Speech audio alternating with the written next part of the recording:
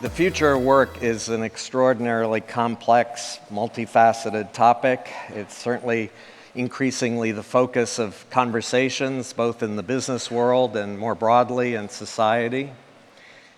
But I have to say that in my experience, when we go away from the speeches and just go into the privacy of an office, and I talk to senior leaders of institutions around the world, when the topic of future work comes up, there are only two questions that they're interested in. One is, how quickly can I automate?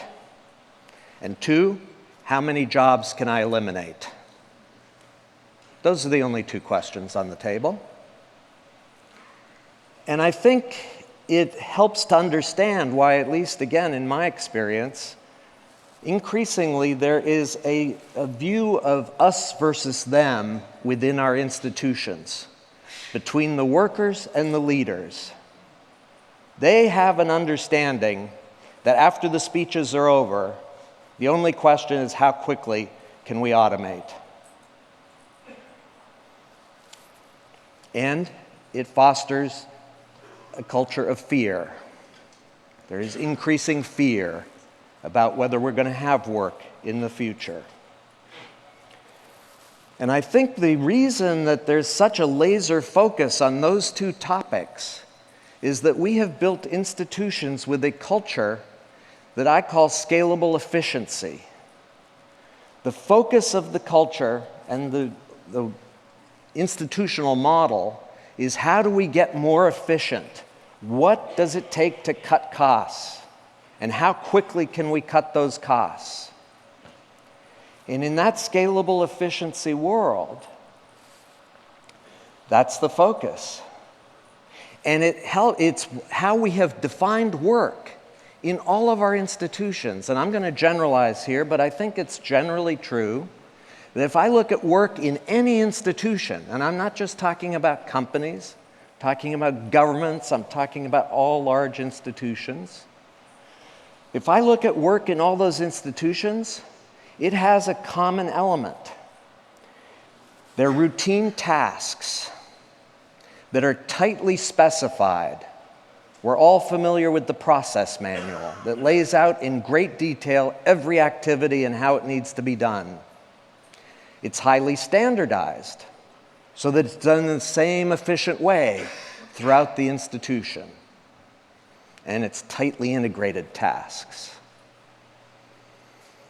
Highly specified, highly standardized, tightly integrated. That's what work is today. In the name of scalable efficiency, that's the way to get efficiency. Well, guess what? If that's what work is, robots can do that so much better than we humans can. And it's only a matter of time before they take all that work. And so I think the question on the table is, what happens then? And our belief is that there is a missed opportunity here that's not on the table. And by the way, I will say that when I talk to executives, some of the more enlightened executives will talk about reskilling. This is one of the key buzzwords in the future of work. We're going to take the workers and we're going to reskill them. What does that really mean? We're going to give them a different set of skills to do another set of routine tasks in another part of the organization. Guess what? At best, that's just buying time until the machines take that work. And it leads to this whole theme about lifelong learning. We understand you're going to have to reskill at an increasing pace. But it's still the same work. Routine tasks. It's just a different set of skills to do that work. And then some of the more enlightened executives, leaders will talk about augmentation of work. We're going to use technology to augment work. What does that really mean when you pull it apart? At least the way I hear it when I probe into it, it basically means we're going to take data and analytics and machine intelligence and help the workers to do their routine tasks more accurately, faster, without error. That's augmented work. I want to suggest, again, a missed opportunity here, which is, why don't we take this as an opportunity to step back and say, what could work be? Could it be something other than routine tasks? And in that context, my belief is, yes, it could be something other than routine tasks. It could be focusing the workers on creating more and more value for either the customer or the other participants in the institution. And to use basic capabilities to do that. Not skills. Again, I differentiate between skills, which typically, at least the way, again, most leaders talk about it, it's very context specific. It's a skill in how to use this machine or how to code in this language. That's a skill. My belief is what we need is to draw out the human capabilities that we all have that are not context specific. They're generalized. They would apply and create value in any environment. And use those capabilities to address unseen problems and opportunities to create more value and have more impact in whatever environment you're in. Not routine tasks. By definition, you're addressing something that's unseen. Nobody's ever seen it before. First of all, you're seeing it for the first time. And second of all, you're using your imagination and creativity to figure out, how could I take that problem or opportunity and actually deliver value and impact in my environment. Very different set of way of thinking about work. Now, I get a lot of pushback when I talk about work in this context, and two of the pushbacks I get, there are many, but two that I'll highlight right now. One is, oh, come on, some humans are capable of creativity, imagination, but most of us just want to be told what to do and have the security and safety of an income. I beg to differ. I believe we all, as human beings, have curiosity, creativity, imagination, social intelligence, and emotional intelligence. And if you don't believe me, I'll take you to a playground, and let's go look at children 6 or 7 years old. Show me one child that doesn't have those capabilities. What happened? They went to school.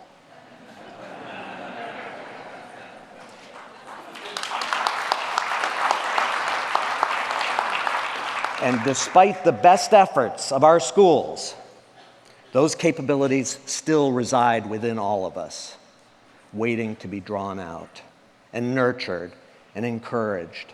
They're there. They're not gone. They haven't been exercised much, but they're there. And I think the other pushback I get a lot is, well, come on, John, that's an interesting kind of work, identifying value and problem solving and opportunity identification. But, that's a small group of workers could do that. You don't need all the workers that we have today to do that. Again, I beg to differ. I would argue, based on the work that we've done, at least at the Center for the Edge that I run, it's very consistent with this view of exponential change. We are in the early stages of a big shift where change is accelerating, unpredictability is increasing. And in that kind of environment, there are problems and opportunities emerging every day in every part of our organizations. And in fact, we did an informal study looking at where do most employees spend their time in large institutions. It turns out, best estimate, 60 to 70% of the headcount in many different departments, functions in a large organization are focused on exception handling. It's what I call the shadow economy of the institution. We've tightly specified all the activities, we've got these processes laid out, Where are workers spending their time? They're spending their time because an exception emerged that nobody expected, and they got to figure it out on the spot without any help or support from their organization, because their job is to get back to their routine tasks. So they're spending time on these exceptions already. And again, another key theme in our work on the big shift, as we call it, is mounting performance pressure. It's what I call the dark side of all this exponential change. In a world of mounting performance pressure, if we're not aggressively identifying problems and opportunities wherever they emerge throughout an organization, we're going to die. So I believe there's unlimited amount of work in terms of addressing unseen problems and opportunities. Now, as I said, I run this research center. We're actually in the middle of a major research initiative to try to identify, we operate through a case study method. We try to look for examples of companies or organizations that are doing something in this broad area to see what we can learn from them and look for common elements across all these case studies. We put out a call to help us identify potential case studies through our network, and we got about 50 suggestions of organizations that were, they thought, redefining work in the way we talked about it.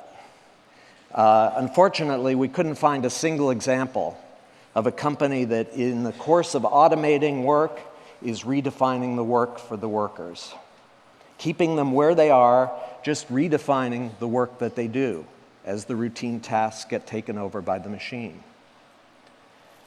What we did find were a lot of interesting examples, suggestive at least, of companies or organizations that are starting to redefine work even in the absence of the automation catalyst, if you will, but just because they feel there's an untapped potential in their workforce.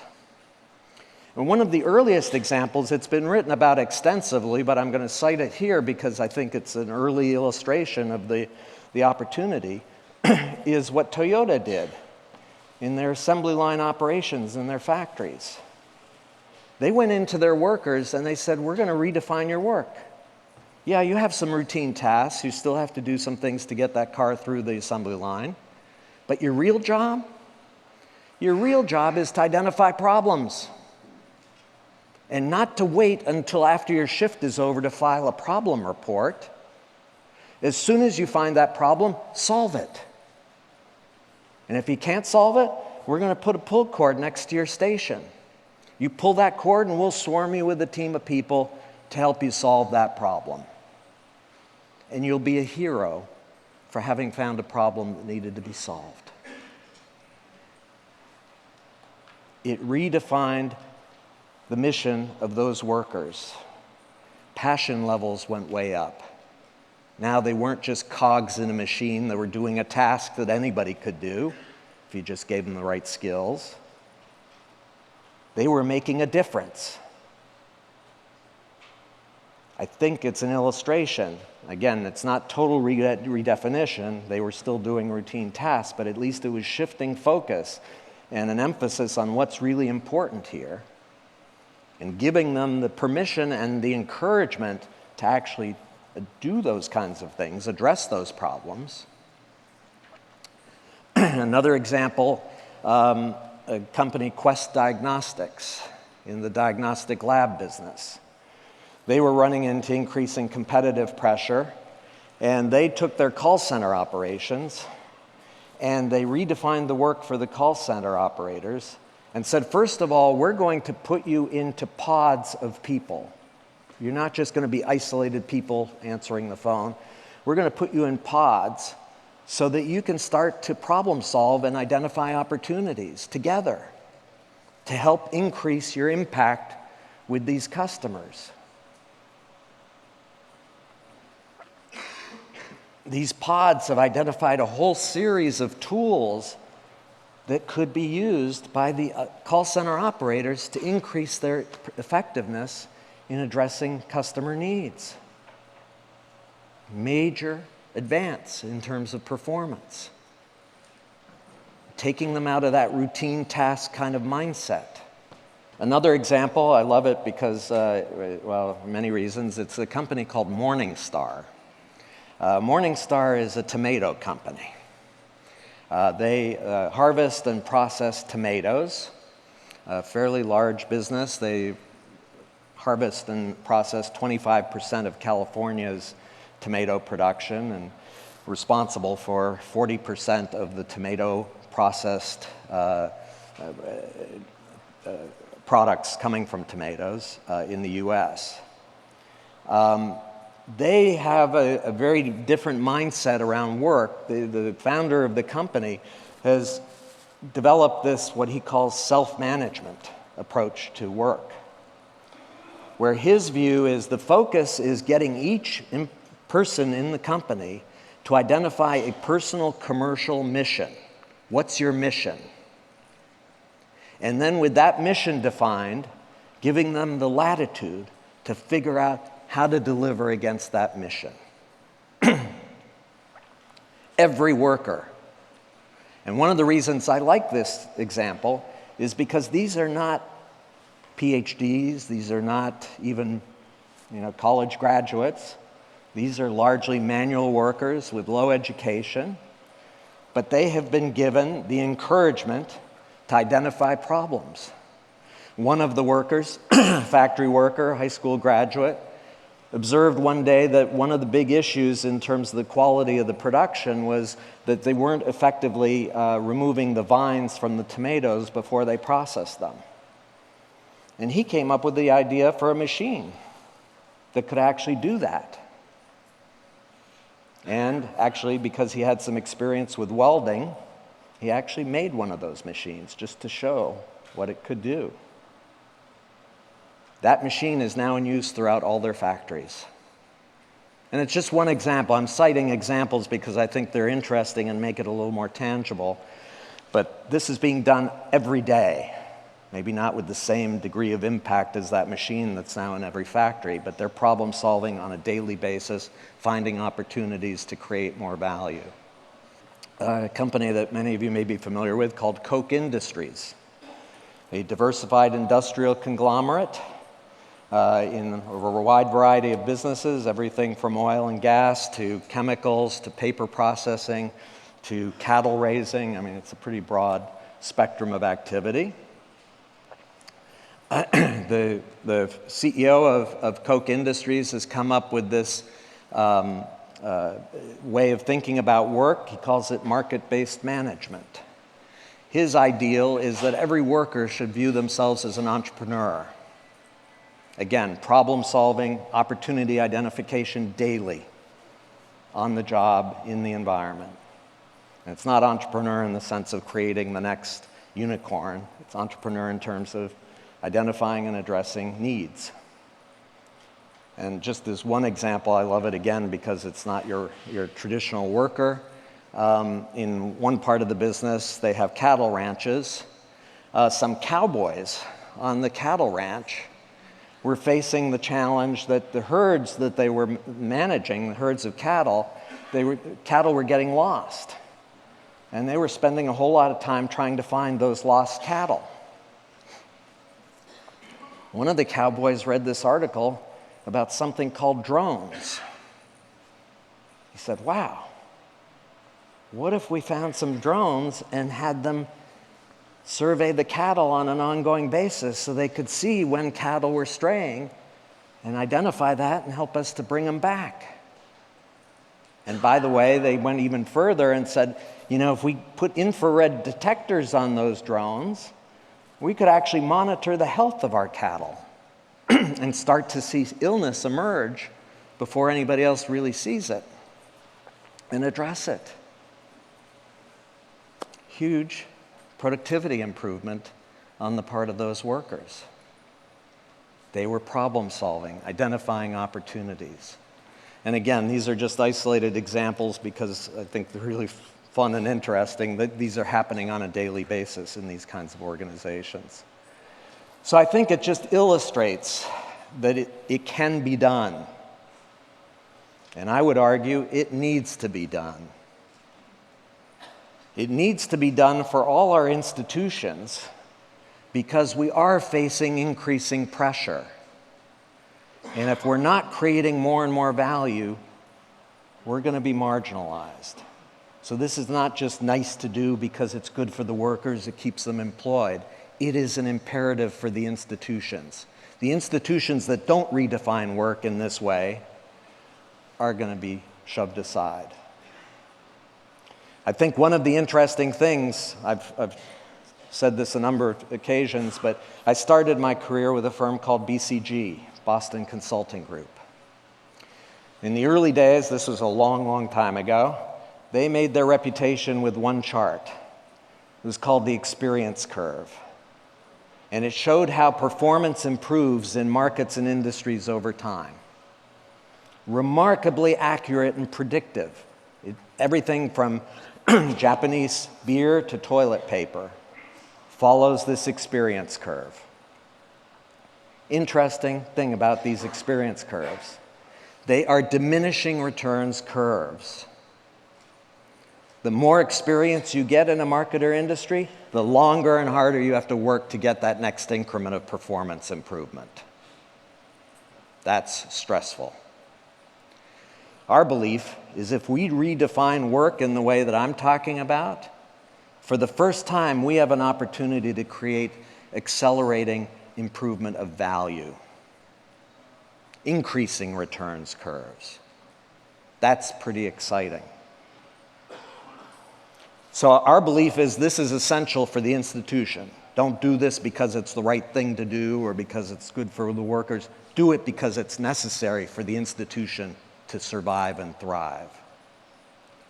And, by the way, it's also hugely valuable to us as individuals.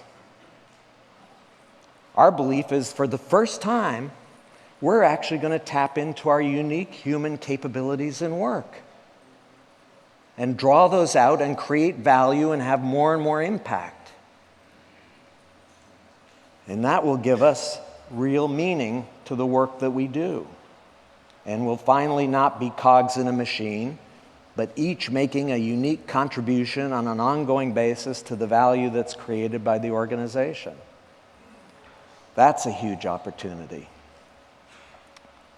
And I think